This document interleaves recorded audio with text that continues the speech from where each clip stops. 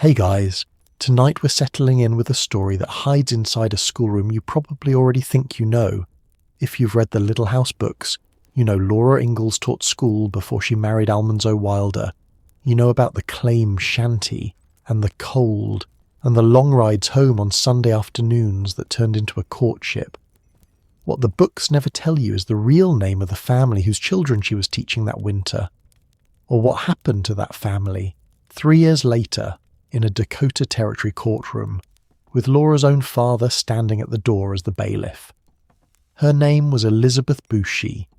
She was never a character in any of Laura's books, not under her own name. But 3 of the children in that schoolroom were hers to raise, and one of them grew up to become a boy readers have met 1,000 times, without ever knowing what he actually did. If these quiet histories help you rest, subscribe, only if you genuinely enjoy what I do here. Tell me in the comments where you're listening from tonight, and what time it is for you. Our 3 little books live at prairiesecrets.com. On a television, just scan the code sitting on your screen. On a phone, the links are waiting in the description and the pinned comment, and if you drift off somewhere in here, good. That's the point. I'll keep watch. To understand what happened in that courtroom, we have to start a long way from Dakota and a long way before Laura. Joseph Bouchy was born in May of 1838 in Quebec, Canada. His father was Louis Bouchy, his mother was Rebecca Boast, and that name is going to matter more than it looks like it does right now, so hold on to it. Joseph was a carpenter. His obituary, printed 60 years later, said he worked nearly all his life at the carpenter's trade, and that is the kind of detail that tells you what a man's hands looked like. Not a farmer by instinct. A builder who ended up farming because that was what the century offered him. In September of 1858, at 20 years old, Joseph married Mary Ann Law. They had 6 children together across the next 9 years. Louis came first in 1859, then twin girls in 1861, Mary Rebecca and Elizabeth Ann, though that second twin lived only about a year, a daughter named Lucy that same year, a son named Isaac in 1865, and a last daughter, Elizabeth Jane, in 1867. Remember Isaac, he is 1865, the 5th of 6, and he is the reason this whole story eventually reaches a jury. That same year, 1867, the Bouchys left Canada for the United States. That is a sentence worth slowing down on, because families did not do this lightly. Joseph was 29 years old with a wife and 5 living children, the youngest an infant. Moving that household meant putting everything they owned onto a wagon or into a rail car and crossing a border into a country that had finished a civil war only 2 years earlier. They went because the land was there. That is the plain answer. In the 1860s, the American Midwest was pulling people out of eastern Canada in a steady stream, and the pull was arithmetic rather than adventure. A man who could not afford Quebec farmland could afford Iowa farmland, and a man who could not afford Iowa farmland could, a few years later, get Dakota land for the filing fee. Every step of this family's life for the next 40 years is a version of that same equation. Land is cheaper somewhere further west. Go there. They settled in Grundy County, Iowa. And they did not go alone, which matters more than it sounds. Several of Joseph's relatives crossed at the same time, including his brothers Robert and William, and 2 first cousins on his mother's side. This is how migration actually worked in that century, and it is almost always left out of the tidy version. People did not set off alone into the unknown. They moved in clusters of brothers and cousins and in-laws, one household following another, each one writing back about the price of land and the quality of the water. The Bouchy brothers and their Boast cousins moved as a unit. They landed in the same county. They would, over the next 15 years, keep leapfrogging west in roughly the same direction, and they would end up on the same Dakota prairie within a few miles of each other. Which brings us to those cousins. Those cousins were named George Boast and Robert Boast. If you know the Little House books, you just felt something click. Robert Boast is Mr. Boast. He and his wife Ella are the warm, generous couple the Ingalls family loves in, by the shores of Silver Lake and the long winter. Mr. Boast with his laugh, and Mrs. Boast with her kindness and her starter of sourdough. Robert Boast was Joseph Bushy's first cousin. They shared a grandfather, a man named Joseph Boast, born in 1794. Joseph Bushy's mother, Rebecca Boast, was the sister of Robert Boast's father, Richard. They crossed from Canada in the same year, they settled in the same corner of Iowa, and they ended up homesteading in the same Dakota County, a few miles apart in the same few years. Which means the family at the centre of tonight's story was not some stranger family on the edge of Laura's world. They were blood relatives of two of the most beloved characters in the entire series. Let me put that in the terms a reader of the books would feel. Mr. and Mrs. Boast are the couple who show up at the Silver Lake camp and make that lonely place feel like it has neighbours. Mr. Boast is the laugh. Mrs. Boast is the one who gives Ma the starter for sourdough bread. A small kindness that turns into one of the most quietly famous domestic details in the whole series. Robert Boast filed his homestead in July of 1879, 2.5 miles east of the Smet town site. He had worked on the construction of the Chicago and Northwestern Railroad through that county the same year. He and Ella made final proof on their land in 1886. And 3 years after that, his first cousin's wife was convicted of manslaughter in the same county's courthouse. Nobody in the books knows that. Nobody reading them has ever been told that the warm couple from Silver Lake and the family from the Brewster school were the same extended family, moving west together, cousins on the same prairie. That connection sits right there in the genealogy, and it has essentially never been said out loud. Now back to Iowa, because this is where the story turns hard. Mary Ann Law died. The exact date does not survive in what I have been able to find, but the consequence does, and the consequence is the thing that shapes everything after. After his wife's death, Joseph Bushy did not keep his children. He parceled them out to neighbours in Grundy County. And according to the researcher who has spent years inside this family's records, none of those children would ever live with their father permanently again. That decision is the hinge of the whole story, so let's slow down on it. 6 children. A carpenter with no wife, a farm to work, and a trade that took him away from the house for days at a time, and a decision, made sometime in the late 1860s, to hand those children to other households and go on living. I want to be fair to Joseph Bushy here, because it would be very easy not to be. A widowed man in 1860-something with small children had almost no good options. There was no daycare, no social service, no arrangement by which a working man kept a house full of infants running while he earned. His choices were roughly 3. Remarry immediately to almost anyone willing. Bring in a female relative if he had one to spare, and most men did not. Or place the children. Placing them was ordinary. It was so ordinary that it has a bloodless phrase attached to it in the records of the period, which is that children were put out, and everyone understood what that meant without further explanation. Sometimes it was to relatives, sometimes to neighbours who needed hands and could feed one more. Sometimes it looked like adoption, and sometimes it looked much more like indenture, and the line between those two things depended entirely on the household that took the child. So Joseph did what a great many widowed fathers of that decade did, and I do not think he was a monster for it. But here is the part that separates this from the ordinary version, and it is the detail the researcher who knows this family best chose to state plainly. None of those children would ever live with their father permanently again. Not one.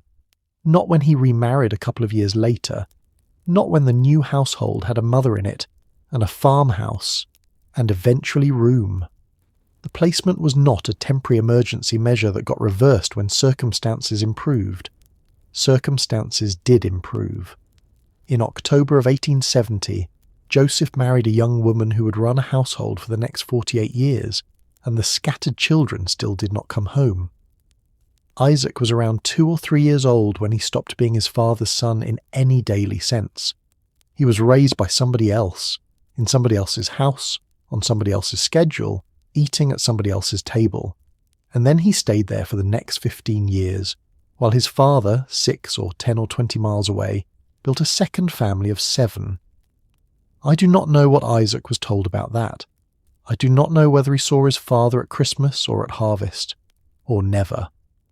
Iowa in the 1870s was not so large that a boy could not know exactly where his father lived and exactly who was eating supper in that house.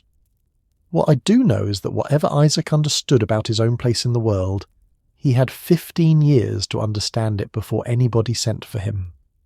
In October of 1870, Joseph married again. His second wife was Elizabeth Ann Currier. She was about 18 years old. He was 32, a widower with 6 children scattered across the county, none of whom were coming home. That is the marriage Elizabeth walked into, not a fresh start. A household with a missing first family inside it, present as names and absences and, presumably, the occasional awkward visit. Think about being 18 and stepping into that. You're legally a stepmother to 6 children you do not live with. The eldest of them, Louis, is about 11. You're 7 years older than a boy who will one day be your neighbour, your husband's business partner in a school district, and eventually the man in whose house your stepson dies. You have no template for this. There is no arrangement to inherit, no established routine to step into, because the household you are joining has been running without a woman in it for at least a year or two, and has already been reorganised around that absence, and the first thing that is expected of you, immediately, is children of your own. We know almost nothing about Elizabeth Ann Currier before that October. The genealogies place her birth around 1852. Her family line traces back through Curriers, who had been in New England for generations, a common enough American surname with deep roots in Massachusetts and New Hampshire. That is essentially the whole of it. No account of her girlhood, no description of how she met Joseph, or whether the marriage was arranged by families who knew each other, or whether an 18-year-old had any real say in it at all. She enters the record as a wife at 18, and that is the first thing history bothered to write down about her. And then she began having children of her own, and she did not stop for almost 30 years. Clarence, born August 1872, Fanny Ruth, November 1873, Alma in 1875, then Cora in 1876, Earl in 1878, and Mabel in 1880. That is 6 children in 8 years, all born in Iowa, in a farmhouse Joseph the carpenter presumably built or repaired with his own hands. Elizabeth is 28 at the end of that stretch. She has been pregnant or nursing more or less continuously since she was 19. Let me translate that into a day, because the number by itself does not land. By 1880, this woman is getting up before light to start a fire in a stove that has gone cold overnight. She's cooking on that stove for 8 people, 3 times a day, with no refrigeration, which means every meal is assembled from what is preserved, what is stored, or what is killed and cleaned that morning. She is hauling water, every drop of it. Water for cooking, water for washing, water for the animals if the older children are at other work.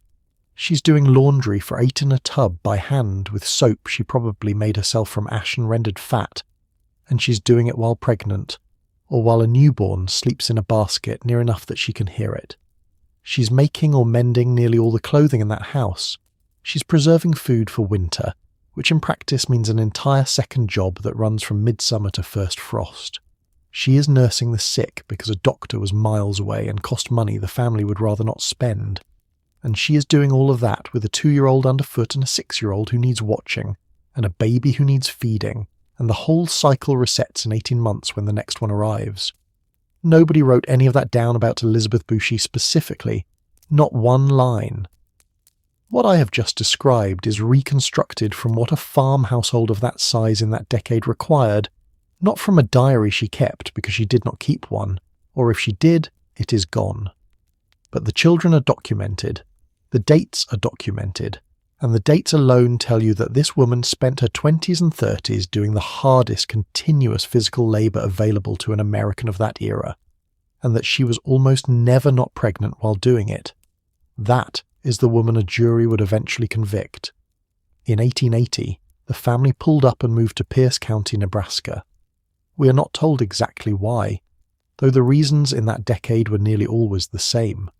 Land was cheaper further west, or it was free, and a family with 6 small children and more coming needed more of it than Iowa was going to hand them.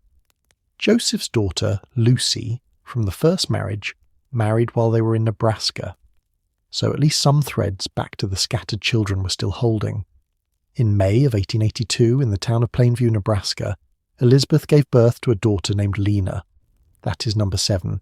And shortly after Lena was born, with a newborn in the wagon, the family headed north for Dakota Territory. That detail deserves a moment of its own. A woman recovering from childbirth, 6 other children under the age of 10, a loaded wagon, and several hundred miles of open country between Plainview and Kingsbury County. Whatever else Elizabeth Bouchy was, she was durable in a way most of us have never been asked to be. In June of 1882, Joseph, Elizabeth, and their 7 children settled on a claim a few miles southwest of a brand new railroad town called Smet. They arrived in the middle of the biggest land rush that part of the world would ever see. The land that became Kingsbury County had been ceded by the Yankton Sioux in 1858 and sat mostly empty of white settlement for 15 years afterward. Township lines were surveyed in the summer of 1873. A surveyor named Peter Royam filed his field notes in 1874 describing the markers he set at the section corners, which were charred wooden stakes 4 feet long, driven a foot into the ground inside mounds of dirt. That is how the land was divided. Burnt sticks in piles of soil, standing on empty grass, waiting for somebody to come find them. For years, that is exactly what homesteaders did. They walked the prairie counting mounds to figure out where one man's quarter section ended and the next began. The first settlers trickled in around 1873. The first homestead claims were filed in April of 1878. And then in 1879 the railroad came, and everything changed at once. The Chicago and Northwestern crossed into Dakota Territory in October of 1879, laying track at about a mile a day. Where the rails went, towns appeared, and where towns appeared, land had value. Charles Ingalls took a bookkeeping job with a contractor on that very line, which is how the Ingalls family ended up at Silver Lake in the first place. De Smet was platted in 1880, named for a Belgian Jesuit missionary. By March of that year it had been made the county seat at a meeting held inside the surveyor's house, where the Ingalls family was living. So when the Bouchys rolled in during the summer of 1882, they were arriving into a county that was 2 years old as an organised place and filling up fast. Every quarter section within reach of the rails was being claimed. The Boast cousins were already there. The Ingallses were already there. They were about 2.5 years behind the Ingalls family, who had come through in the winter of 1879 and were, by that summer, established townspeople. Charles Ingalls had his building in town. The hard winter was already in the past and already becoming a story people told each other. Joseph built a shanty first, the way everybody did. Later, he built a substantial farmhouse on additional property he purchased nearby, which tells you the carpenter's trade was still paying and that this family was doing better than merely surviving. More children came in Dakota. Laura Bouchy, born 1885, Tina, born 1899, and a last child born in 1900 who died very young. 11 children in all, born to Elizabeth across nearly 30 years of marriage. So picture the household by the winter of 1883. Joseph is 45. Elizabeth is about 31. There are 7 children in the house, the oldest 11 and the youngest a toddler, and in 1883 a grown son from the first marriage came back. And now I can tell you far more about Isaac Bouchy than I could when I started, because the records on him are better than I expected. His full name was Isaac John Bouchy. His birth record from Canada spells the surname Bouchy, and gives his birth as the 26th of August, 1865, although other records put it in early September. He was, in other words, just over a year older than Laura Ingalls. Here is where he was in 1880, according to the federal census. Isaac was living in Grundy County, Iowa, with his older brother Lewis. He was 15 years old, and the census taker recorded his occupation as cattle herder. so the boy who had been placed with neighbours as a toddler was, by 15, working stock and living with the only other person in the world in exactly his situation, his own displaced older brother. And before Joseph Boucher left Iowa for Nebraska in 1880, he formally gave up guardianship of Isaac and of one of Isaac's sisters. That is in the record. Not simply left them behind, signed away the legal responsibility. Isaac did come out to Dakota Territory after the family settled on the homestead. And then, in the middle of 1882, he went back to Iowa. He tried it, and he left.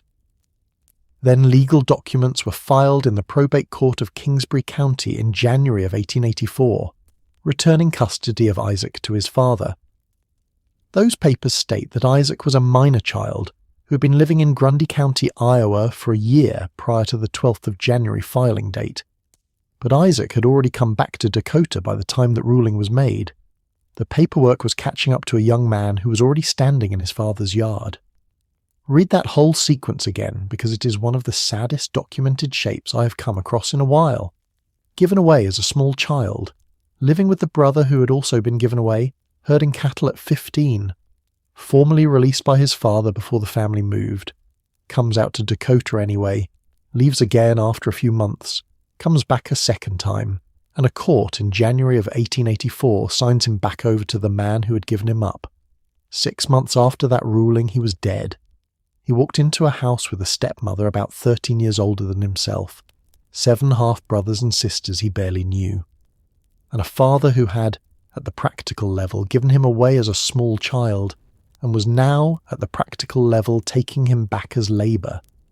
That is the household. Now here comes the school. On the 15th of January, 1883, the neighbours organised a new school district around the Boucher land.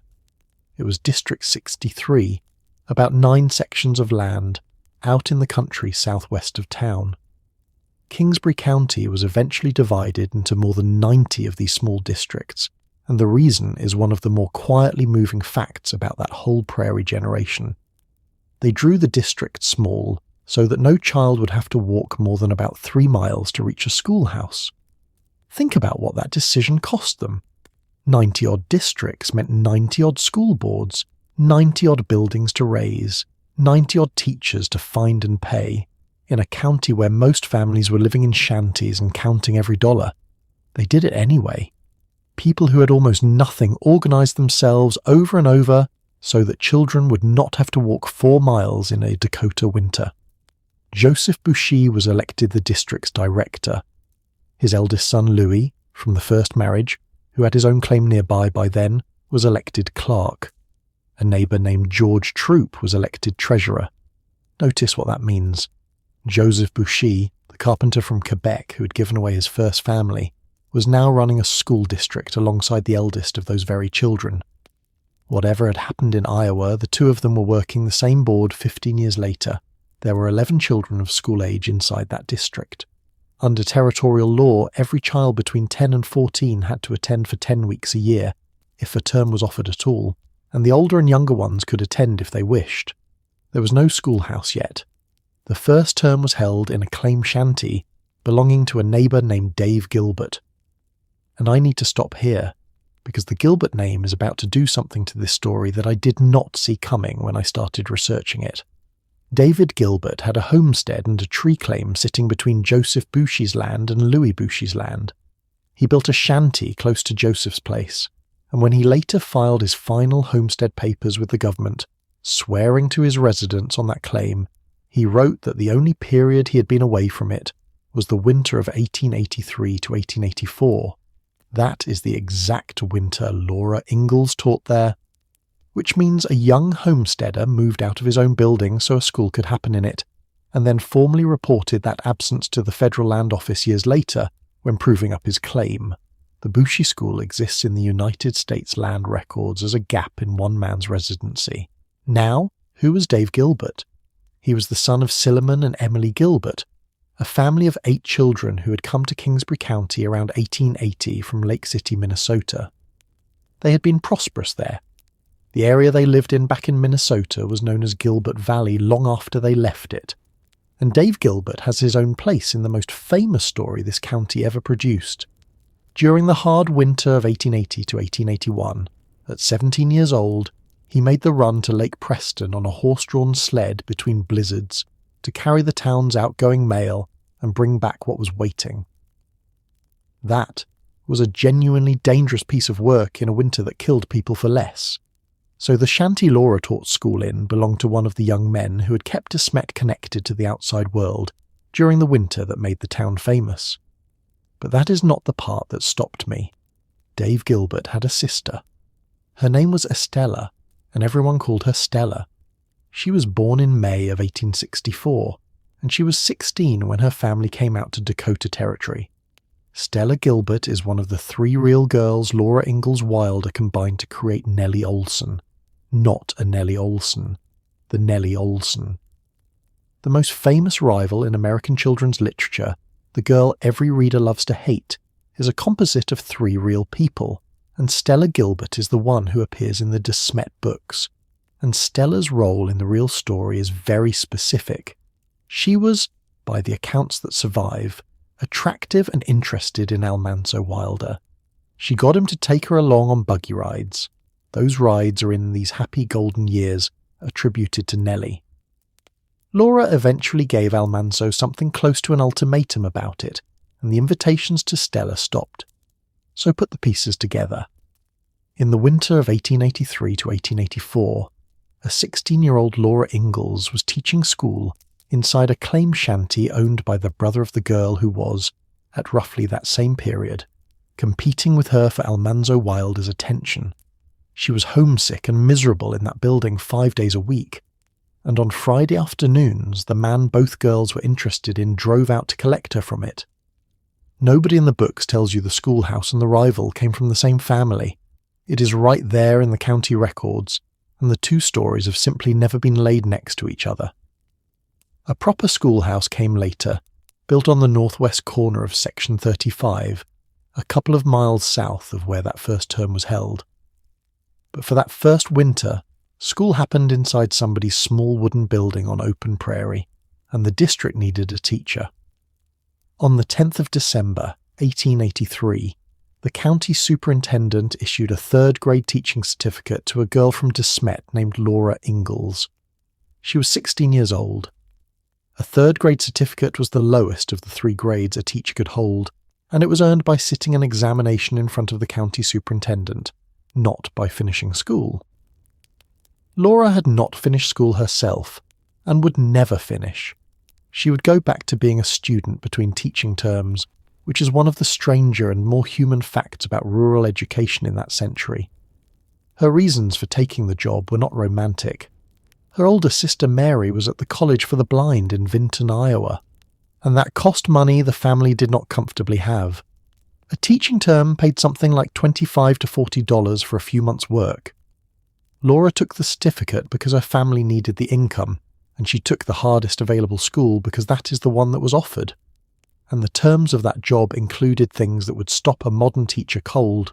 When Laura taught the Bushy School, she was required by law to spend 10 minutes twice a week teaching out of a book called Alcohol and Hygiene, temperance instruction being mandatory in territorial schools of that period. So picture the actual room, a claim shanty on open prairie in a Dakota December, with a stove, a few benches, and whatever books the families owned. A 16-year-old with a 3rd grade certificate and no diploma, 11 possible students, ranging from small children up to a 19-year-old, and a legal obligation to lecture on the evils of drink for 10 minutes, twice weekly, to a room that included a young man older than the teacher. She took the Bushy School. Her students that winter included 3 of Joseph Bushy's children: Isaac, 18, Clarence, 11, and Fanny Ruth, 10. 2 of those 3 were Elizabeth's. Isaac was not.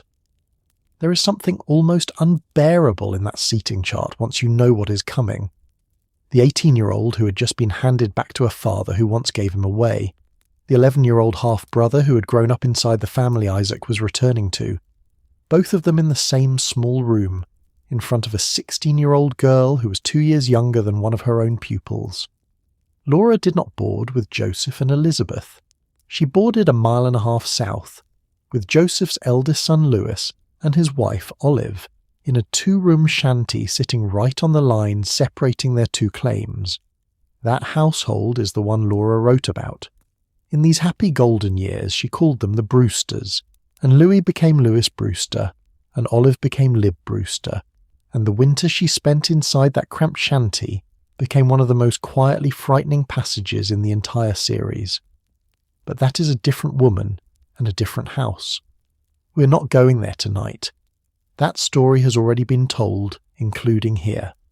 Tonight we stay with the other Bouchy household, the one where Elizabeth was raising 7 children of her own, and one grown stepson who had come back after 15 years away. Because it is here, on land the Bouchys owned, in a school district Joseph directed, teaching children Elizabeth raised, that Almanzo Wilder started driving out from town on Friday afternoons to bring the schoolteacher home for the weekend. That is the courtship. That is where it starts. And it is worth being precise about what those drives actually were, because the books make them feel inevitable, and they were not. Laura was miserable at that school, not mildly homesick, genuinely deeply unhappy, boarding in a 2-room shanty with a couple whose marriage was in visible trouble, teaching students older than herself in the middle of a Dakota winter at 16. Almanzo Wilder was 10 years older than her, and at that point not her sweetheart in any settled sense. He drove a sleigh out from Smet, a distance of several miles each way in open cold, on Friday afternoon, and brought her back again on Sunday, every week of that term. He did not have to. There was no obligation, no arrangement, no engagement. He did it because a 16-year-old girl was stuck somewhere unbearable, and he had horses and a sleigh. Laura herself wrote later in different words that this was the thing that changed how she saw him. So the marriage that produced Rose Wilder Lane, and eventually produced the Little House books themselves, has its practical origin in a series of cold weekly drives out to the Bouchy claims and back. Readers have loved that detail for 80 years without once being told whose land they were driving away from, or what would happen on it a few months later. Laura's term ended in the winter of 1884. She went back to town, back to her family, back to the dressmaking work she picked up between terms. She would teach 2 more schools before she married. One at school number 3 for $25 a month, and a final term at the Wilkin School that ran from April to July of 1885. She stopped teaching when she married Almanzo on the 25th of August, 1885. She was 18 years old, and a few months after she walked out of that claim shanty for the last time, 2 of her former students got into a fight. What started it? The surviving record does not say. Nobody wrote the argument down. What the record does say is that Clarence, who was 11, threw a bone at Isaac, who was 19. It struck Isaac in the cheek and opened the skin. That is all it was. A thrown object in a quarrel between half-brothers of the kind that happens in crowded households every day of the year and ends with somebody sulking and somebody apologising and nothing else at all. A bone, on a farm, is not a strange thing to have lying in a yard. There were animals, and butchering, and dogs. An 11-year-old in a temper grabs whatever is at his feet, and what was at his feet was a bone. The wound got infected. The infection was tetanus. I want to stay with that for a while because tetanus is the thing that actually killed Isaac Bouchy, and almost nobody alive today has watched it happen. Tetanus comes from a bacterium that lives in soil, in dust, and in the digestive tracts and manure of animals. On a farm in 1884 it was everywhere. In the dirt of the yard, on the tools, on the bone lying in the grass.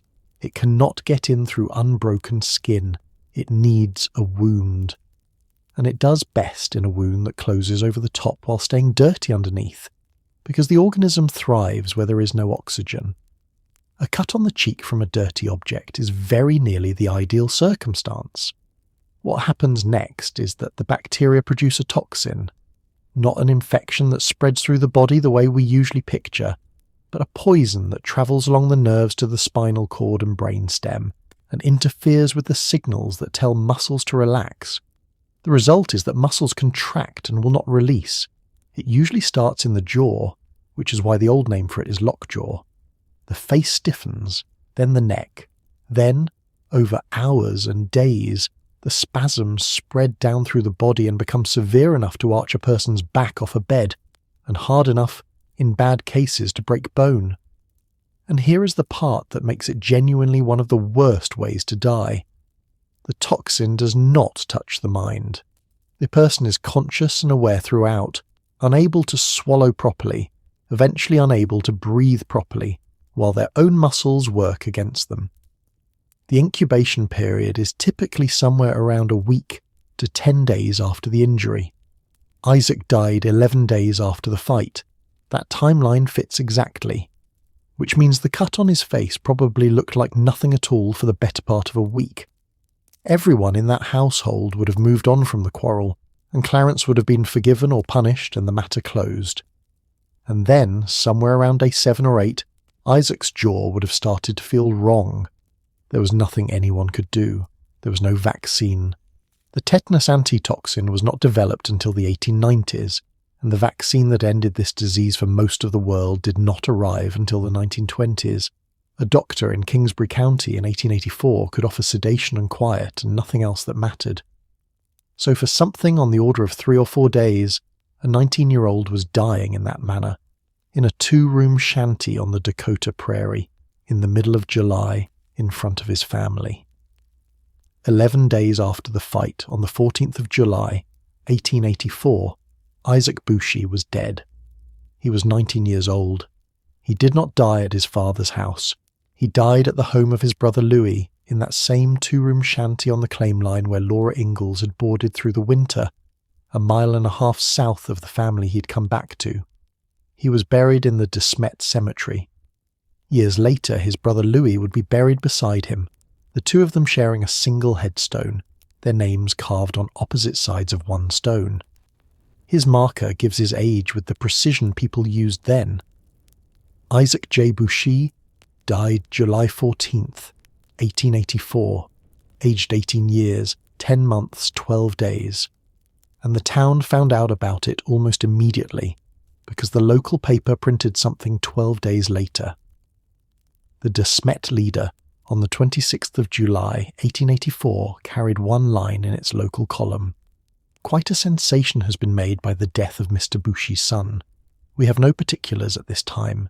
That is the very first public trace of any of this. 2 sentences, and the honest admission that the paper did not yet know what had happened. Elsewhere in that same issue they printed what they had learned. And this is where the story stops being family memory and becomes a public record, so I'm going to read you the substance of it. The leader described the death as the tragic result of a family quarrel, and then said something I did not expect a small-town paper of that era to say. It said there were many and conflicting stories, making it impossible to arrive at the exact truth, and causing judgment to be generally suspended. Judgment generally suspended. A whole town deciding to wait. A coroner's jury was called, and after a full investigation it returned a verdict. Here is what that verdict said, in its own words. Isaac Bouchy came to his death by reason of a wound on the cheek, wilfully and feloniously made by a large bone thrown by Clarence Bouchy, instigated and abetted by his mother, Elizabeth Bouchy. That is the sentence that changed Elizabeth Bouchy's life. Instigated and abetted by his mother. It was written within days of the death, by a jury of local men who had just heard whatever witnesses were brought before them, and it named her directly and in legal language. The paper went on to explain, for readers who did not know the family, that Elizabeth was the stepmother of the dead young man and that Clarence was his half-brother. It noted there had been much unpleasantness between the boys, with probable blame on both sides, and it said that on the occasion in question the mother took a hand in the quarrel. Mother and son were arraigned before a justice named Owen. They waived examination, and they were released on bail of $500, and then the leader closed its account with a line that has stayed with me through this entire episode. The affair is a singular and complicated one, in which it will be very difficult to find the exact truth.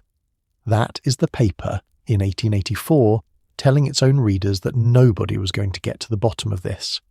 140 years later, I am telling you the same thing, and I want you to notice that I am not the first person to say it. The people who were actually there, who knew these families and walked past that farm, said it first. 3 years would pass before anybody stood in front of a jury for what happened in that yard. When they finally did, the person charged alongside Clarence was not his father. It was Elizabeth. 3 years is a strange amount of time for a death to sit unanswered. It is long enough that a family goes back to work. Crops go in and come out twice. A little sister learns to walk. It is long enough that the neighbours stop lowering their voices about it, and long enough that a boy of 11 becomes a boy of 14, which in the eyes of a territorial court is a meaningfully different thing. Isaac Bucci died in July of 1884. Clarence and Elizabeth were tried in 1887. What happened in between, in that household, is not written down anywhere I can reach. There is no diary, no letters, nothing from Elizabeth's hand, nothing from Joseph's, nothing from any of the children. What we can say is what the surrounding records show, and the surrounding records show a family that stayed. They did not sell the claim and disappear. They did not scatter the way Joseph's first family had scattered 20 years earlier. Elizabeth kept having children. Joseph kept his position as director of the school district, a position he would hold on and off until the turn of the century. The neighbours kept electing him. That is worth noticing. Whatever the district thought about what had happened on the Bucci place, they kept handing that man the schoolhouse. And there is a real question sitting under all of this, which is why it took 3 years at all. I cannot answer it from the documents I have, so let me tell you honestly what the possibilities are and let you weigh them. Territorial criminal cases move through a grand jury. A grand jury did not sit continuously. It convened when the district court came around, and in a thinly populated territory the court rode a circuit, arriving in a given county seat only when the calendar brought it there. A death in July of 1884 might simply have missed a term and then another, particularly if nobody pressed it at first. It is also entirely possible that nobody treated it as a crime in 1884 at all. A boy dies of an infection, the family buries him, and everyone calls it a terrible accident, because that is very close to what it was. And then, later, something changes. Someone talks. A witness says out loud what they saw, and a county attorney hears it and decides the matter is not closed. The Kingsbury County courthouse itself was built in 2 stages, in 1889 and 1898, which means the 1887 trial happened in whatever building the county was using before the permanent courthouse existed. That is the shape of it. A young man dead in July, a community that went on, and 3 years later a jury. Then, in 1887, the county finally moved. Both Clarence and his mother were charged in Isaac's death. And the charge was not something small. It was manslaughter. Here is what that word actually meant in a Dakota Territory courtroom. Not murder. Nobody was arguing that an 11-year-old boy meant to kill his half-brother with a thrown bone, and nobody was arguing that his mother wanted her stepson dead. Manslaughter is what the law reaches for when somebody dies as a result of what somebody else did, and the death was not intended, but the conduct that caused it was still blameworthy. It is the charge for a death that should not have happened. For Clarence, the theory is easy enough to follow. He threw the object. The object opened the wound. The wound killed his brother. For Elizabeth, the theory is harder, and it rests on a single line that has come down to a second hand. The account says she was implicated because she had been egging the fight on. That is the whole of it. That is the entire surviving description of what a mother did or did not do in a farmyard on a summer afternoon in 1884. I want to be careful here, because this is the exact point where a story like this one usually goes wrong. We do not have Elizabeth's testimony. We do not have the witness's actual words.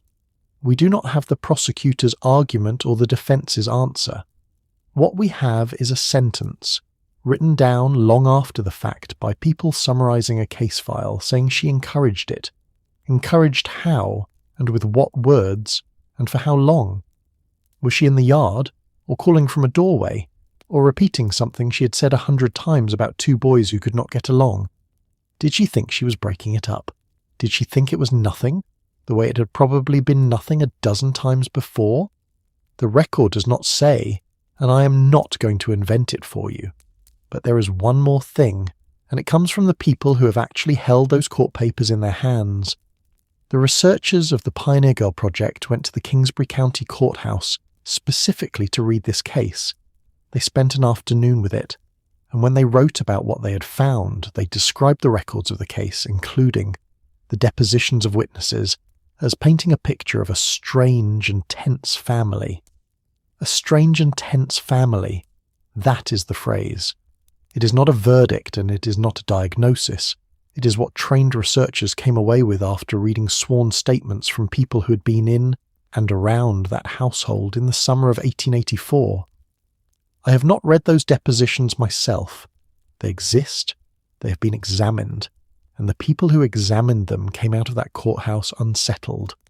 So whatever was going on inside the Bouchy place, it was visible enough that witnesses described it under oath, and it was strange enough that people reading those descriptions 130 years later noticed it immediately. That is as far as I can honestly take you. The rest of what happened in that yard belongs to people who are all dead, and to a case file I have not seen with my own eyes. What the record does say is that a jury heard whatever it heard, and convicted her. The case was heard in Kingsbury County, and the courthouse in Smet is where the county's business was done. And keeping order in that courtroom, working the trial as bailiff, was Charles Ingalls, Laura's father, Pa. If you have read these books, you know him as the fiddle and the good humour and the restless push west. What is less often said is that Charles Ingalls held a whole string of small public jobs in Smet across these years, because a homestead did not pay the way people hoped it would, and a man with a family took the work that was available. Justice of the peace, bailiff, county jobs, town jobs, whatever the season allowed. He worked at the courthouse in various roles across those years, and this is well documented by the people who have gone through the county's records. That is the Charles Ingalls the books do not quite show you. Not the fiddle by the fire. A middle-aged man in his 50s, taking paid work at the county seat because wheat had not been kind and there were still daughters at home. And a bailiff's job is a specific thing. You keep order in the room. You manage the movement of people in and out. You are there for the whole proceeding, from the seating of the jury to the reading of the verdict, standing at the edge of it, hearing every word. Whatever was said about Elizabeth Bouchy in that courtroom, Charles Ingalls heard it. Whatever the witnesses described about a farmyard in July of 1884, and about what a mother did or did not do while two boys fought, he was in the room for it. He had a personal connection to every part of it. His daughter had taught these children and had boarded with the dead young man's brother. His son-in-law had driven a sleigh out to that claim every weekend of a hard winter. In a county of a few thousand people, this was not a case involving strangers. There is no record of what he thought. Not a line, not a remark, nothing passed down. He was doing a job, and the job was standing at a door. But the fact of him being in that room is the kind of detail that quietly reorders a familiar story. The books give you a father who plays the fiddle when the wolves are outside. The county records give you the same man, older, keeping order at the manslaughter trial of his daughter's former pupils. Both of those are true at once. Neither one cancels the other, and I think the second one makes the first one better rather than worse. Now, the verdict, and here I can hand you the actual words, because the Smet leader printed a full account of this trial on Saturday, the 2nd of April 1887. It opens like this. Doubtless the saddest case ever on trial in the District Court for Kingsbury County is the one just closed, in which Mrs. Elizabeth Bouchy and son Clarence Bouchy were defendants. The saddest case ever tried in that county. That is the paper's own judgment, written the week it ended. The leader then laid out the circumstances for its readers. A quarrel in July of 1884 between Isaac, aged 18, and his half-brother. And then this sentence, which is the closest thing we will ever get to a description of what Elizabeth actually did. The mother of the younger boy interfered, and before the quarrel ended, Clarence threw a bone which struck Isaac on the cheek. Interfered. That is the word the paper used. Not encouraged, not egged on. Interfered, which in 1887 usage means she involved herself, she stepped into it. The coroner's jury 3 years earlier had used the harder phrase instigated and abetted. The newspaper covering the trial's conclusion used the softer one. Both are in the record, both were written by people closer to it than we will ever be, and they do not mean the same thing, and I am not going to pretend they do. The paper continued. The injury it made did not at the time seem serious, but after 10 or 12 days lockjaw set in, and the young man died. Lockjaw, the old name, in the old newspaper, exactly as I described it to you earlier. Then the procedural history, and it answers the question I could not answer before about why 3 years passed. The case had twice been continued, postponed, twice, before it finally came up at that term of court. District Attorney Owen appeared for the prosecution. A man named J.F. Watson appeared for the defence, and the jury brought in a verdict of manslaughter in the second degree against both defendants. But they added something. The jury recommended them to the mercy of the court. That is a jury saying, in the only way a jury can, that they believed the law had been broken, and also that they did not want these people destroyed for it. They convicted a mother and a 14-year-old boy, and then formally asked the judge to go easy. A motion for a new trial was entered, and afterward withdrawn. And then the judge had to decide what to do with them, and the paper recorded his reasoning in remarkable detail. He expressed his desire under the peculiar circumstances of the case to make the penalty as light as possible. For Elizabeth, he stated that her condition did not warrant her going either to state's prison or to jail. She was pregnant with Florence. He imposed a fine of $200. $200 in 1887 was real money. That is a working man's wages for months, taken out of a family that was already carrying a mortgage it would eventually lose the farm to. For Clarence, the judge was, in the paper's phrase, also at a loss what to do, and his reasoning is one of the most human things I have read in a court report from that century. He was too young to send to state's prison. There was no reform school in the territory to send him to, and to impose a fine would be no hardship to him, as his father would have it to pay. Read that last one again. The judge specifically rejected a fine for the boy because he understood exactly who would actually pay it, and that punishing Joseph Bouchy's wallet was not the same thing as punishing Clarence. So at the suggestion of the district attorney, Clarence was sentenced to 6 months in the county jail, with execution suspended during good behaviour. That is the answer to a question I raised earlier and could not settle. Clarence did not serve his sentence because the sentence was suspended from the moment it was handed down. He was not let off quietly afterward. The judge built the mercy into the sentence itself, in open court, on the record. And the paper's closing line tells you what the community thought of all this. The case has been a peculiarly trying one to all concerned, and all who are acquainted with the circumstances will rejoice at the leniency of the judge. Rejoice at the leniency. Not grumble about it, not call it a miscarriage. The town, or at least the town's newspaper, was relieved, which tells you that whatever these people knew about the Bouchys and about that quarrel, they did not think a woman and a boy belonged in a Dakota Territory prison over it. The court's own docket entry survives too, in the plain language of criminal calendars everywhere. Territory versus Mrs. Elizabeth Bouchy and Clarence Bouchy. Manslaughter. Jury trial. Verdict, manslaughter in the second degree. Elizabeth Bouchy was convicted as well. She was not sent to jail. She was fined instead, and the reason given is specific and startling in its plainness. She was pregnant.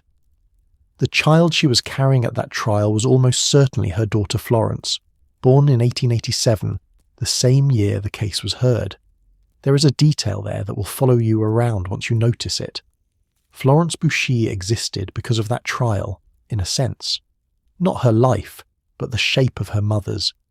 And Florence died young, in 1909, at about 22 years old.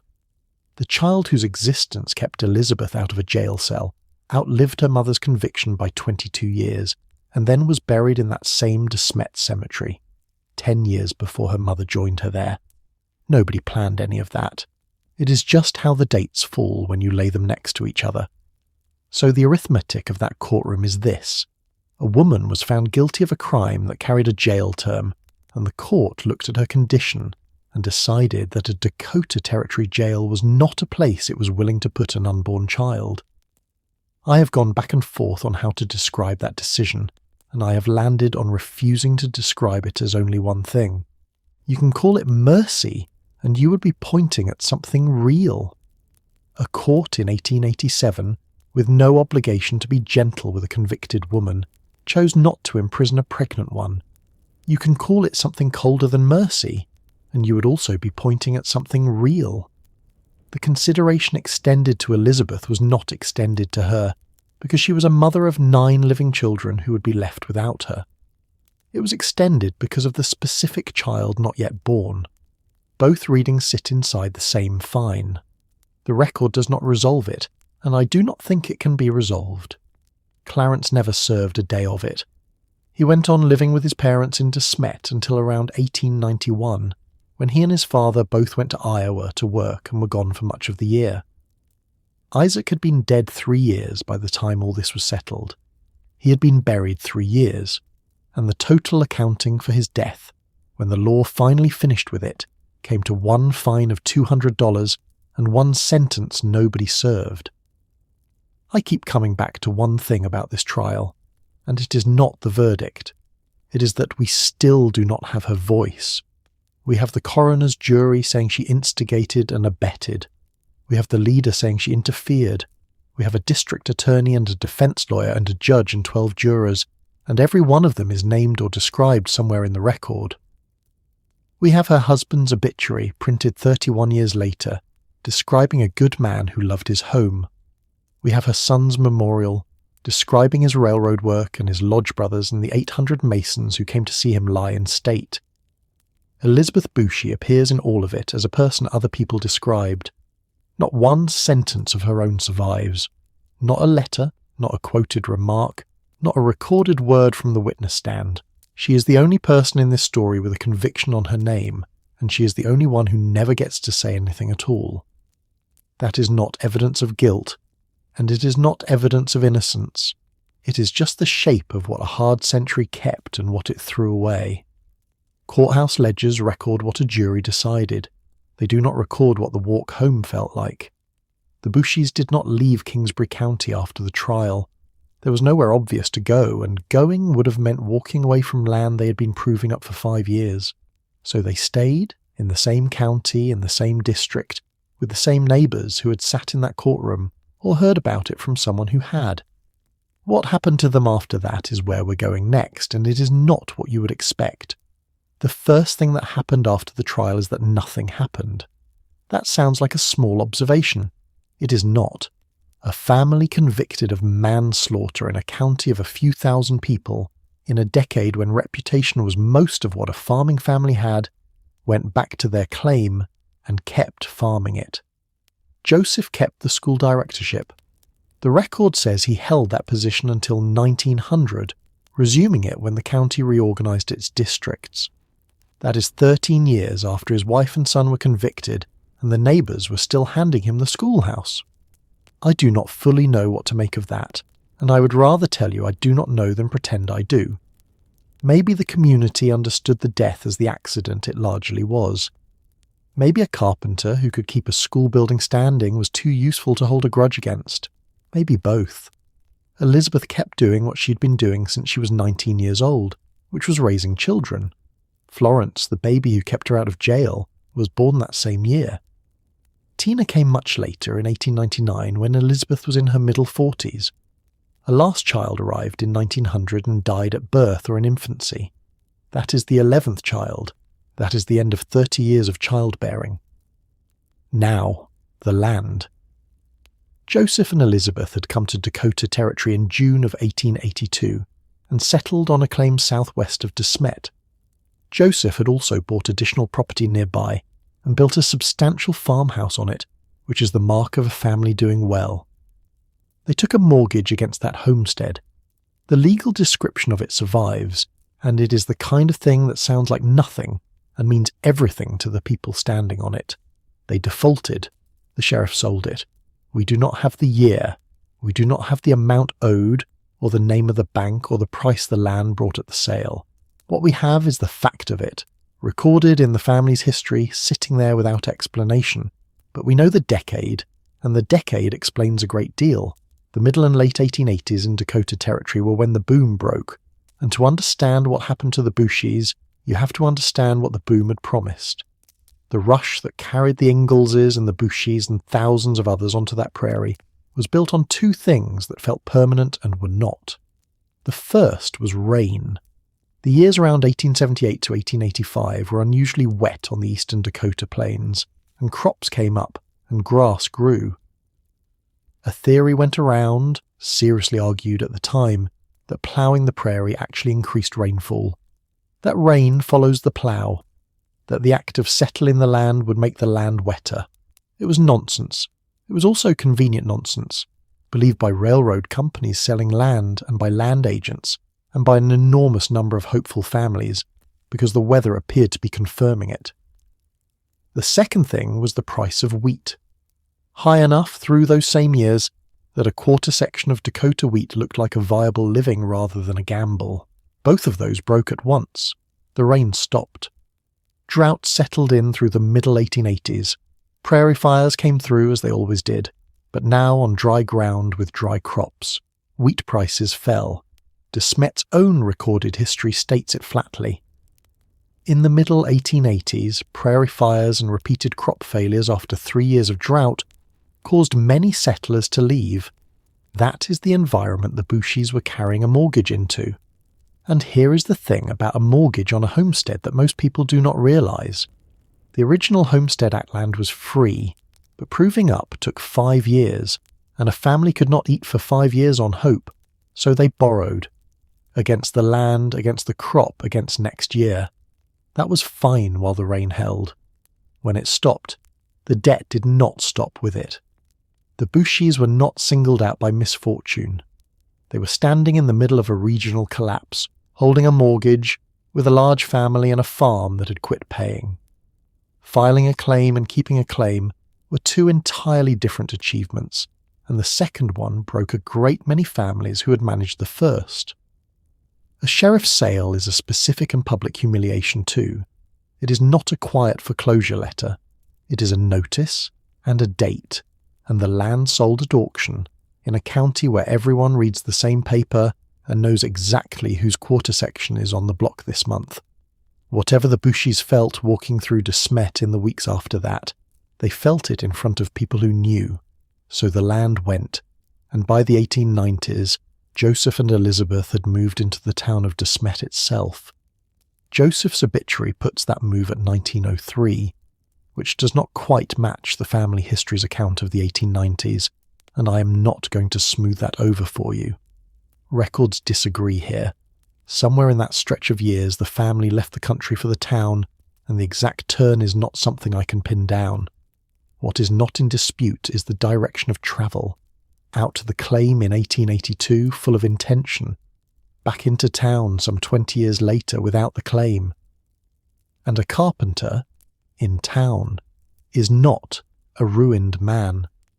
That is the quiet mercy in this part of the story. Joseph had a trade. A town that was still growing needed buildings, and a man who had worked at the carpenter's trade nearly all his life could still put food on a table without owning a single acre. The land was gone. The skill was not. Before we follow Clarence, let me do something for the rest of them, because they are the part of this family that never gets named anywhere. But first, one loose thread from the other household, because it closes in a way I did not expect.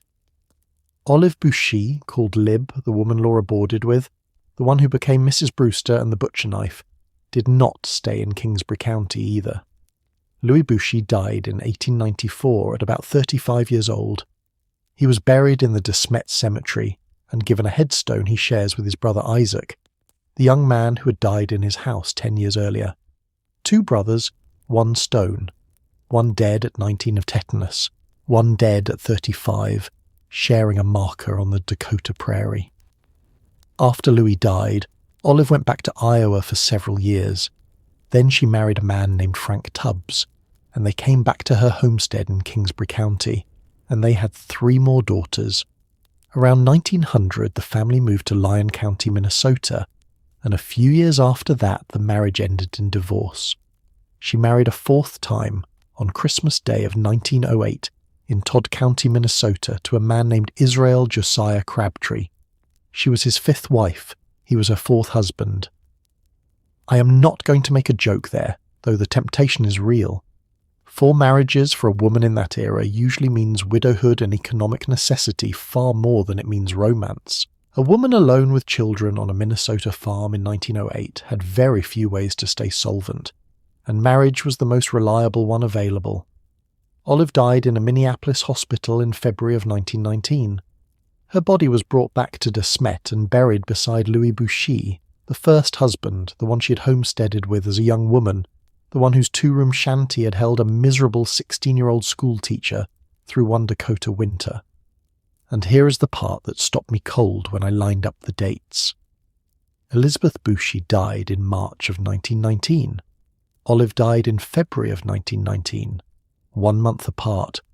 The stepmother-in-law and the daughter-in-law, the woman the books never named, and the woman the books made famous as Mrs. Brewster.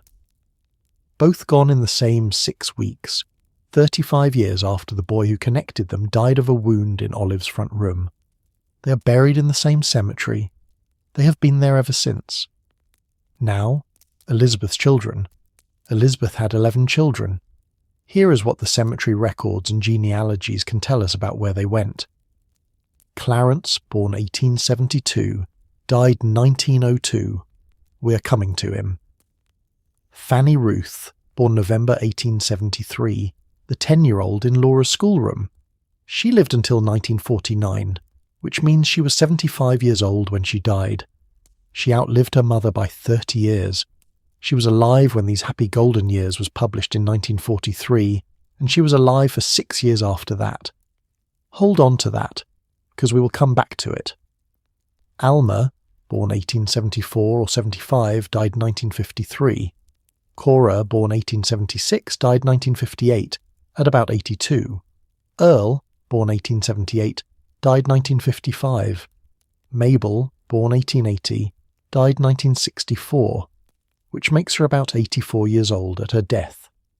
Lena, the baby born in Plainview, Nebraska, in May of 1882, just before the family drove north into Dakota, died in 1963 at 81. Laura Bouchy, born 1885 in Kingsbury County, died 1960. She shares a first name with the 16-year-old, who had taught her older siblings 2 years before she was born. I have no way of knowing whether that was deliberate. Laura was a common name. It might also be that a family named a daughter after the young schoolteacher, and nobody ever wrote down that they had. But I want to stay with Laura Idella Bouchy for a few minutes, because of everything in this story, hers is the life that turned. She was born on the 15th of July, 1885, on the farm southwest of de Smet. 6 weeks later, Laura Ingalls married Almanzo Wilder. She grew up on that claim. As a girl, she hauled grain in a farm wagon into de Smet, which is real work for a child and tells you the family still needed every hand. And then she did something almost nobody in this family had done. She graduated from high school. After that, she went to normal school at Madison, the teacher's college, at a time when the place was so new and so poorly equipped that every student brought her own knife, fork, and spoon, and washed them herself after every meal. Her family still has that silverware. She began teaching in 1903. She taught in Sully County and McCook County, then in the de Smet schools themselves. From 1917 to 1921, she was superintendent of schools for McCook County, and she drove around the county visiting her schools in a Maxwell Roadster. Picture that for a second. the daughter of a woman convicted of manslaughter in a Dakota Territory courtroom, driving herself around a South Dakota county in an automobile, inspecting schools in charge. In 1922, she moved to Sioux Falls and taught there for decades, most of it at one grade school, until she retired around 1960. She kept studying the whole time, taking classes part-time and through the summers from 1931 to 1939, and graduating with a major in English. She never married, she lived to 75, and the family remembered one thing about her above everything else, which somebody wrote down. Her nieces and nephews and their children loved her dearly, and the familiar plea when she visited was, "Aunt Laura, read to me. Aunt Laura, read to me." The household that lost a boy to a thrown bone, that stood in a courtroom, that lost the farm to a sheriff, produced a woman who spent almost 60 years teaching South Dakota children to read, and whose family's clearest memory of her is being read to. Even her recipe survives. Ground potatoes, carrot and onion mixed into ground steak with an egg, rolled in flour, fried, then baked an hour under tomato soup and water. Aunt Laura's meatballs, written down by relatives who wanted to keep her. When she died in 1960, they brought her back and buried her in the Smet cemetery, in the family row at the southern end. Elizabeth had 11 children. One of them ran the schools of an entire county. Florence, born 1887, the child who kept her mother out of jail, died in 1909 at about 22, and her story is its own small tragedy, documented in more detail than I wish it were. At 20, unmarried, Florence gave birth to a daughter on the 2nd of July, 1907. The birth record was sealed by the court, which is what happened to those records then. 15 days later, on the 17th of July, she married a man named Philo Otis at her parents' home. The witnesses were her sister Tina and her mother Elizabeth. The local papers announced it politely, the way small towns did. The marriage lasted in any real sense 2 days. Florence divorced Philo in October of 1908, and the grounds she gave the court were that he had lived with her for only 2 days and did not support their child. So she came home. She and her daughter Thelma lived with Joseph and Elizabeth. By the summer of 1909, Florence had taken work as a housekeeper for a farmer named Albert Rowcliffe, on a place near Lake Preston, keeping house and caring for his children. Rowcliffe's own wife was, at that point, in the asylum at Yankton. Florence died suddenly on the 23rd of July, 1909. She was 22. Her body was brought back to her parents' home in Smet, and the funeral was held from that house. The cause of death recorded on her certificate was a self-induced abortion. I'm going to say that once, plainly, and then leave it, because a young woman who died that way in 1909 deserves better than to be turned over and examined. She had a 2-year-old. She had a husband who left after 2 days. She was working in another family's house, and she made a decision in a decade that gave women in her position almost nothing, and it killed her. Her daughter Thelma was 2. Thelma was raised after that by her Bouchy grandparents, and by her aunts Mabel and Laura. Elizabeth Bouchy, in her 50s, having buried a stepson and a son, and now a daughter, took in a 2-year-old granddaughter and raised her. And there is a coda to Florence's death that is almost too much. The day after Florence died, Albert Rowcliffe, the farmer she had kept house for, drove into Smet and took a room at the Bouchy home. He told them he wanted to lie down and rest. Soon afterward the family heard groaning from the room. He had taken carbolic acid. Doctors were sent for, but he was dead before they arrived. His wife was in an asylum. His children's caretaker had just died, and he came to the house of the woman who had died and killed himself in it. The paper called it the last straw in the man's burden of woe. So in the space of 2 days in July of 1909, Elizabeth Bouchy buried her daughter and had a man die of poison in one of her rooms. That is the household. That is what these people absorbed and went on living through, and none of it is in any book about the prairie. Tina, born 1899 when Elizabeth was in her mid-40s, died in 1957. And her last child, born in 1900, who died at birth or in infancy, and does not appear to have been given a name in the records I can reach. Run your eye down those dates. Most of Elizabeth's children lived into their 70s and 80s.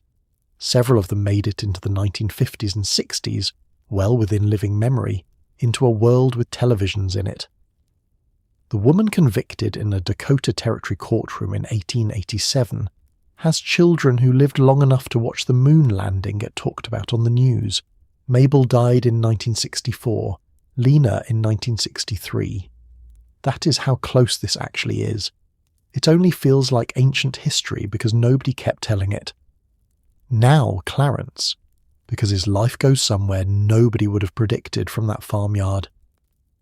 In 1892, at 20 years old, Clarence Boucher left as Smet. He went to Chicago. He took a job in the roundhouse of the Chicago, Milwaukee, St. Paul and Pacific Railroad, which was one of the great employers of that era and one of the few genuine ladders available to a farm boy with strong hands and no land coming to him. A roundhouse is the circular building where locomotives were brought in for servicing, arranged around a turntable that swung an engine into whichever bay was open. It is one of the loudest, hottest, dirtiest workplaces that Century produced. Coal smoke, steam, hot metal, moving machinery, 12-hour shifts. It was also steady, and it paid in cash every week, which a Dakota wheat crop emphatically did not. Think about the timing. 5 years after a manslaughter conviction, in a county where everybody knew, a 20-year-old got on a train and went 400 miles east to a city where nobody did. I am not going to tell you that is why he left, because nobody wrote down why he left. Plenty of young men left failing Dakota farms in 1892 for reasons that had nothing to do with anything but money. The homestead was gone or going. He was the eldest son of the second marriage with no land coming to him. But he did leave, and he did not come back, and he went a long way. From Chicago he moved further east again, to Fort Edward, New York. There he worked as a stationary engineer and a fireman. Those are two related trades, and they are worth explaining, because they tell you what he had become. A fireman tends the fire under a boiler. He judges the coal, the draft, the water level, and he keeps steam pressure where it needs to be, hour after hour. A stationary engineer runs the engine that steam drives and maintains it, and is responsible for it not exploding. That last part is not a figure of speech. Boiler explosions were a leading industrial killer of that era. Cap Garland, another young man from De Smet, was killed by one in 1891, a year before Clarence left for Chicago. Everyone in that county would have known that story. So a boy from a Dakota claim taught himself a trade where carelessness kills and was trusted with it in a New York mill town for roughly a decade. He joined the Masonic Lodge at Fort Edward, and he was, by every indication, deeply involved in it. That detail tells you something about the life he built. A man does not become an active lodge member in a town where he is a stranger passing through. He does it where he intends to stay, where he has friends, where he has become part of the ordinary civic furniture of a place.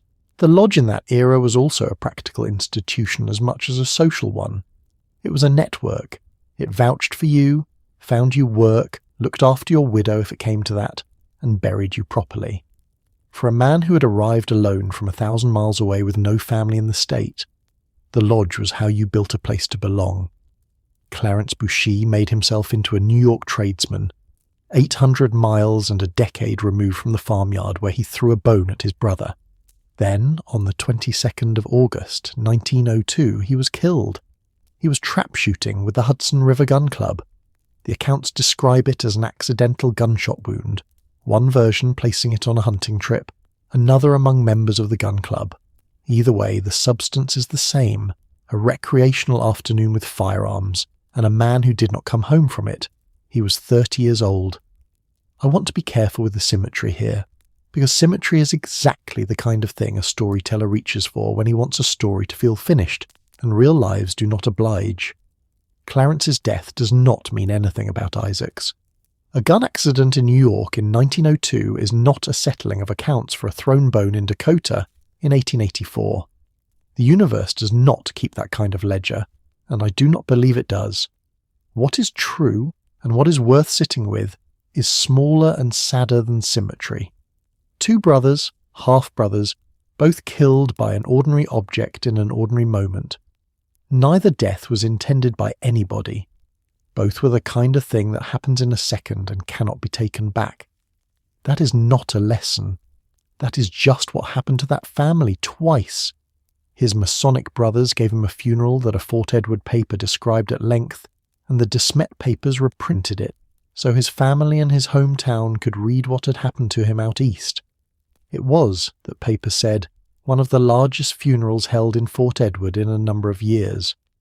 The body lay in state in the Masonic lodge rooms from 4 until 10 o'clock on Saturday, and again from 9 in the morning until 1 in the afternoon on Sunday. It was viewed by hundreds of people. The rooms were closed to the public for 90 minutes, and then the service was held at 3. The lodge conducted it. A double quartet from the lodge sang Nearer My God to Thee, and a second piece called Notes of Our Departing Friend. And then the paper listed who walked in that funeral procession, and the list is the reason I'm reading you all this. Members of the Masonic fraternity, numbering 300 or more. The Durkee Hose Company, which is to say, the volunteer firemen. A lodge of the Odd Fellows, the International Union of Steam Engineers, Local 124. The Hudson River Gun Club, the men he had been shooting with when he died. The Labourers' Protective Union, and another Odd Fellows lodge from a neighbouring town. 6 organisations, plus his own lodge, escorted his body to the cemetery. Among the flowers was a piece from the Engineers' Union, made of roses and smilax with 2 words worked into it in purple. Our chief. That was what the men he worked with called Clarence Bouchy.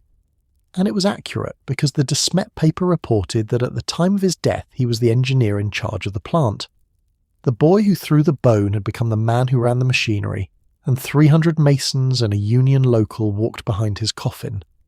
The de Smet papers, reporting it back home, described him carefully to a town that had known him as a boy. One called him a young man who will be remembered here about 10 years ago. The other said he had left at an early age for the East, where he became a prosperous and respected citizen. Prosperous and respected, in his own hometown's newspaper. 15 years after a jury in that same town convicted him of manslaughter. Nobody printed the conviction in his death notice. Whether that was kindness or discretion, or simply that a small paper does not put a 14-year-old suspended sentence into a grown man's obituary, I cannot tell you. His body was placed in a vault at the cemetery in New York to await instructions from his relatives and then shipped home. Back across those 800 miles, back to South Dakota, back to the de Smet Cemetery. His headstone stands at the north end of the family row. It gives his dates and then 4 lines. Sleep, brother, sleep, and take your rest. God called you home, he thought it best. I didn't expect to find those words on this particular grave, on this particular channel, and I have been sitting with them since I did. They are in the same ground. So is Louis, sharing that headstone with Isaac. So, eventually, are Joseph and Elizabeth and many of the other children. The whole crowded, complicated family gathered finally in one small plot of prairie, on the edge of the town that had watched all of it happen.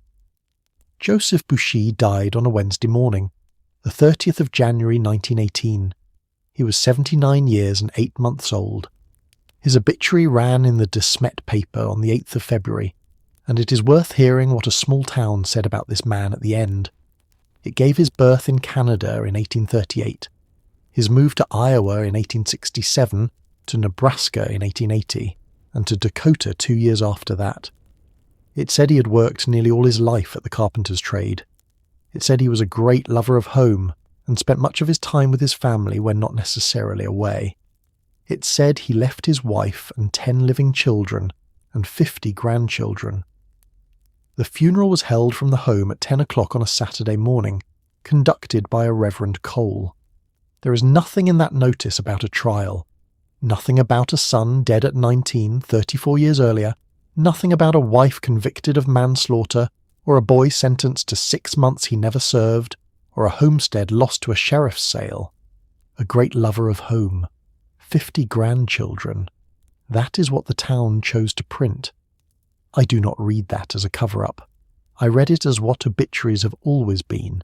which is the last kindness a community can extend to a family that has to keep living there afterward. Elizabeth outlived him by 14 months. She died at 1:30 in the morning on the 5th of March, 1919, and she has an obituary. I did not know that when I started this episode, and finding it changed the ending. The Smet News printed it on the 14th of March, 1919. Here is what her town said about her. Mrs. Joseph Bouchy, formerly Miss Elizabeth Currier, was born the 3rd of August, 1855 in the state of New York, and died at Smet, aged 65 years, 7 months and 2 days. New York, not New England, not Iowa. She was born in New York State and came west as a girl, and that is the first solid fact about her own origins that anybody wrote down. In early life she came to Grundy County, Iowa, and there, the obituary says, on the 5th of October, 1871, she became the wife of Joseph Bouchy. To this union, 11 children were born, 8 of whom survive her. And then the paper listed them, and where each one was living in 1919, and this is the part that undid me a little. Mrs. Fanny Leland of Castlewood, Mrs. Alma Parsons of Irwin, Mrs. Cora Holt of Turlock, Earl Bouchy of Agar, Mrs. Mabel Watson of Canistota, Mrs. Lena Jepson of Wilmot, Laura Bouchy of Salem, and Mrs. Tina Cayon of Emmetsburg, Iowa. 8 grown children, scattered across 2 states and beyond, all of them raised by a woman who had herself been married at 16 or 18 or 19, depending on which record you believe, and who had spent her entire adult life inside that work. Clarence and Florence, the paper said, had died a few years ago, and a child a few days old. The obituary gives her life in 3 plain sentences of geography. She spent about 10 years of her married life on a farm in Iowa and 2 years in Nebraska. She came to South Dakota in 1882, making her home 10 miles south of Smet. In 1902 she came into this city where she has lived since. That is the whole map of her life. Iowa, Nebraska, a claim 10 miles out, and finally the town. Then the church. She had been a member of the Evangelical Church in Smet, and some years before her death she joined the Congregational Church. And the sentence that follows it is the one I keep rereading. She has lived an earnest and exemplary Christian life. That was printed in the newspaper of the town where, 32 years earlier, a jury had convicted her of manslaughter in the death of her stepson. Same town, same paper more or less. Some of the same people still living in it. Nobody mentioned the trial. What they chose to print about Elizabeth Bouchy at the end was that she was earnest and exemplary, and the last detail in her obituary is the one that tells you the most about what her family thought of her. Except for Earl and Cora, all of the children were present at their mother's death, and did all they could to aid and comfort her in the last days. 6 of her surviving children came home and were in the room, from Castlewood and Irwin and Canistota and Wilmot and Salem, across a South Dakota winter in 1919. Whatever happened in that farmyard in 1884, her children came when she was dying. Her funeral was held at the Congregational Church on a Thursday afternoon. She was buried in the Smet Cemetery, in the same ground that already held Isaac and Louis and Clarence and Florence, and would eventually hold most of the rest of them. And here is the thing I've been carrying since the beginning of this episode. By the time Elizabeth Bouchy died in 1919, Laura Ingalls Wilder had not yet written a single one of the Little House books. The first one was still 13 years away. These happy golden years, the one with the Brewster school in it, would not be published until 1943. Elizabeth never knew. Neither did Joseph. Neither did Clarence, dead in 1902. The 3 people most directly inside this story all died before the first Little House book existed. But not everyone did. Fanny Ruth Bouchy, the 10-year-old girl in that schoolroom, lived until 1949. These Happy Golden Years was published in 1943. Fanny Ruth was about 70 years old, and she had 6 more years to live, which means it is entirely possible, and I would say more likely than not, that one of Laura Ingalls' actual students from the Bouchy School read the book about the Bouchy School, that she opened it and found her family renamed Brewster, and found her brother Isaac renamed Clarence, and found her brother Clarence renamed Tommy, and found herself, at 10 years old, renamed Ruby, and then closed it and said whatever she said to whoever was in the room, and none of it was written down. Her sisters were alive too.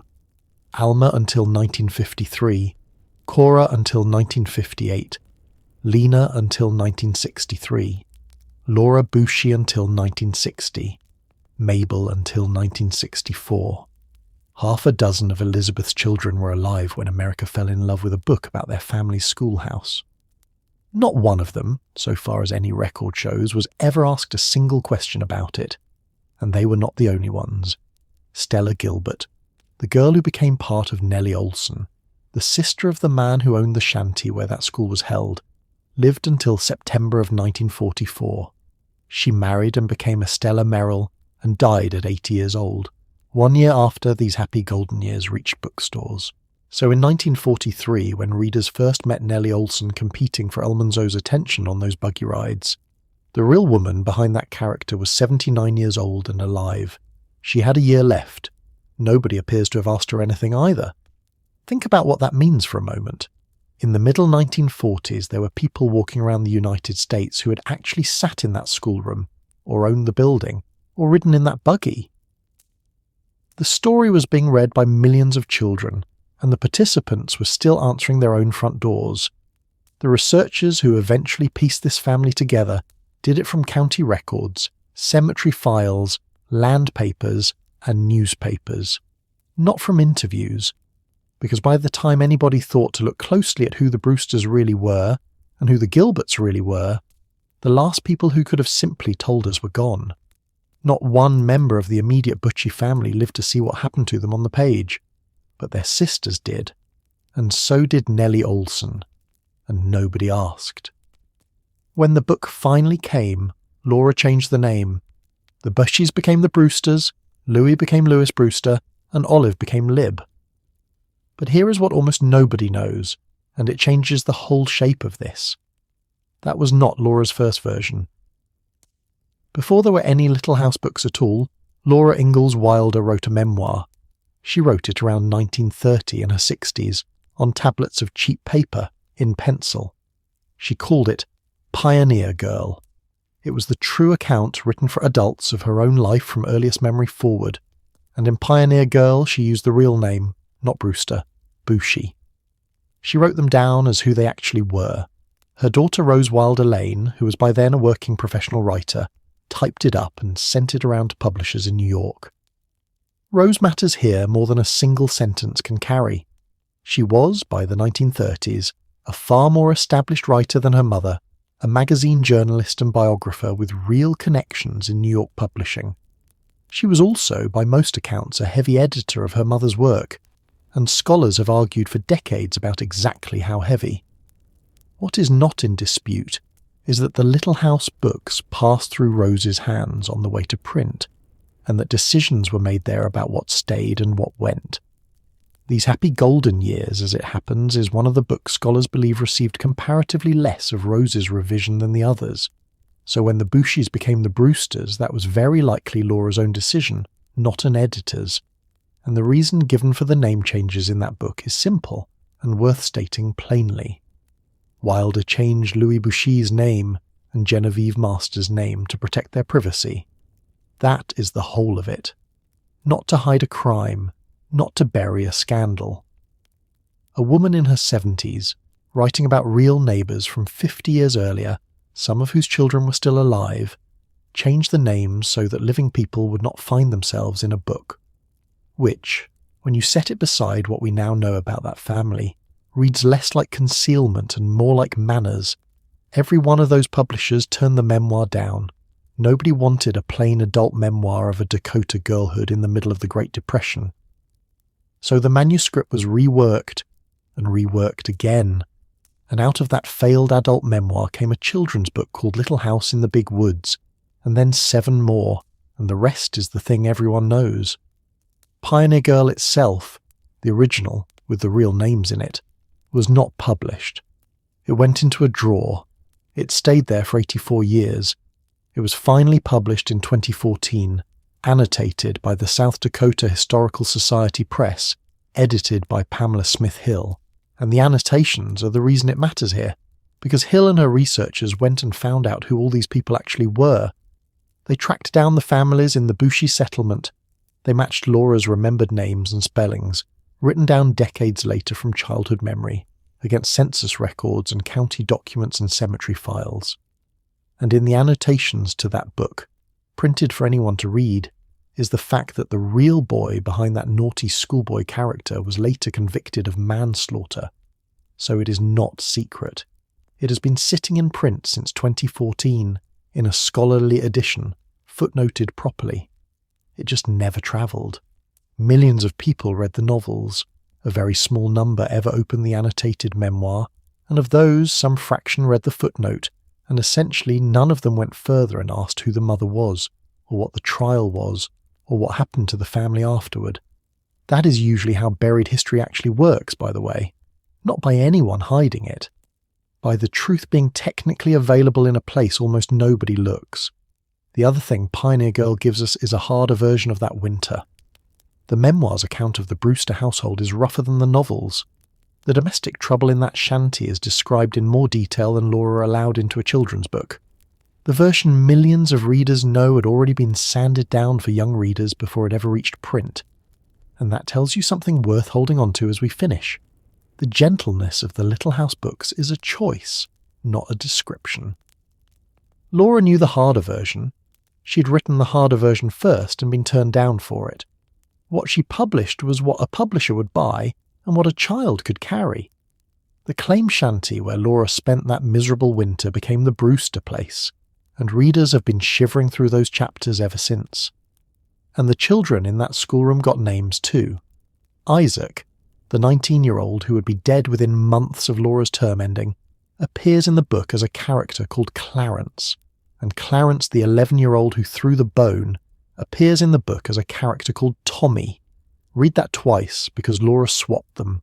The real Isaac is the fictional Clarence, the real Clarence is the fictional Tommy, and Fanny Ruth, the 10-year-old, is the fictional Ruby. So generations of readers have met Tommy Brewster on the page as a minor character, one of the schoolteacher's more difficult students, a small bit of comic friction in a warm story about a young woman's first job. They were meeting an 11-year-old boy who would, a few months after that term ended, throw an object that killed his own half-brother.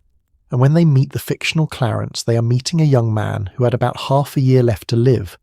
Nobody reading that book has ever been told any of it. There is no footnote.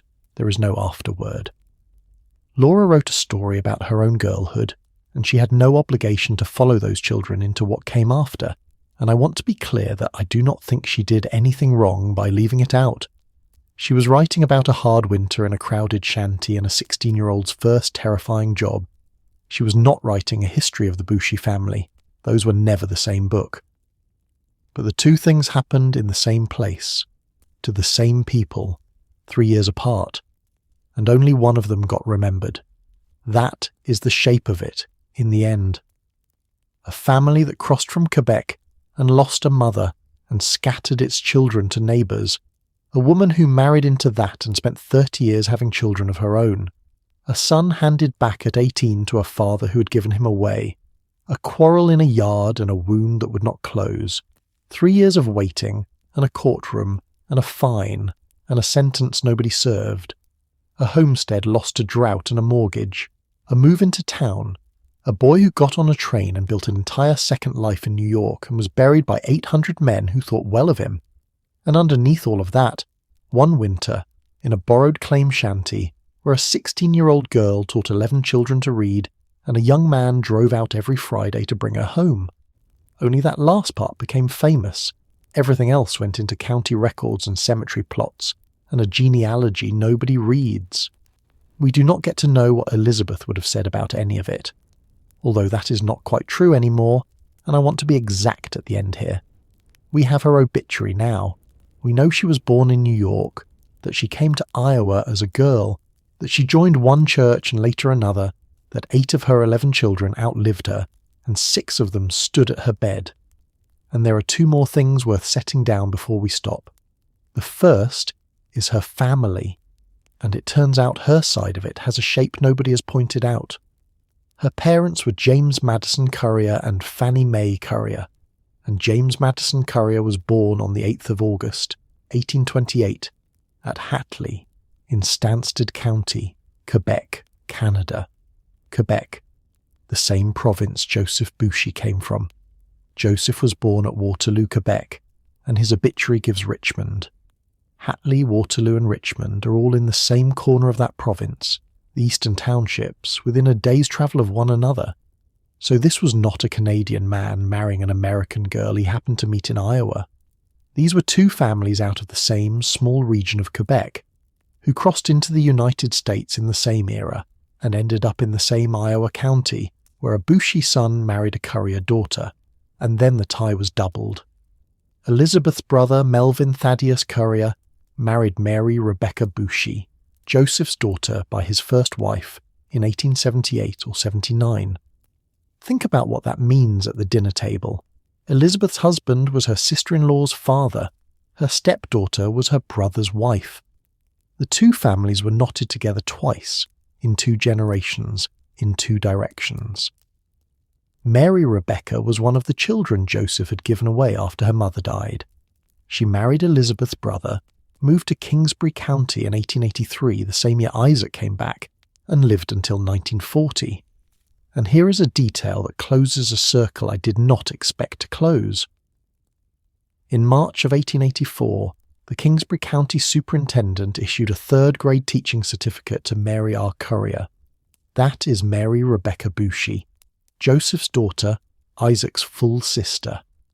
3 months after Laura Ingalls got her certificate, and 4 months before Isaac died, his own sister qualified to teach school in the same county, under the same superintendent, at the same grade.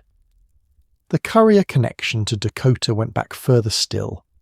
Elizabeth's grandfather, Benjamin Moss Currier, born in New Hampshire in 1802, died near Bridgewater in Dakota Territory in April of 1881.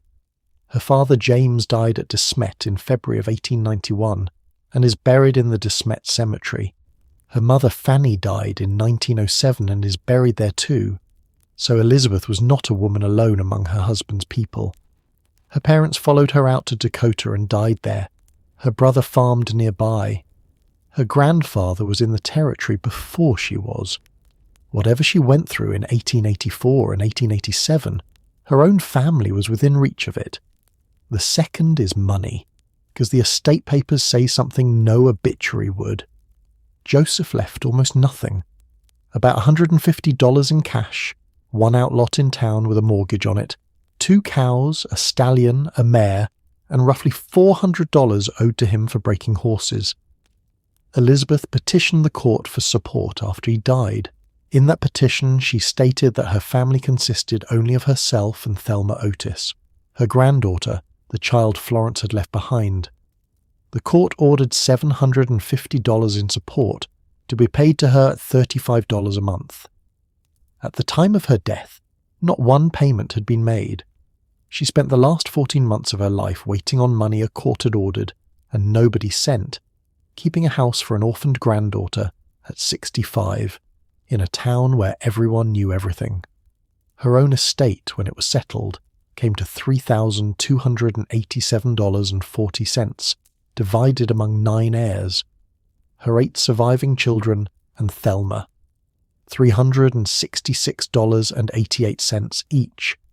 That is what a life came to in figures in 1921. One last thing, because it is the sort of detail this family would never have told you about themselves.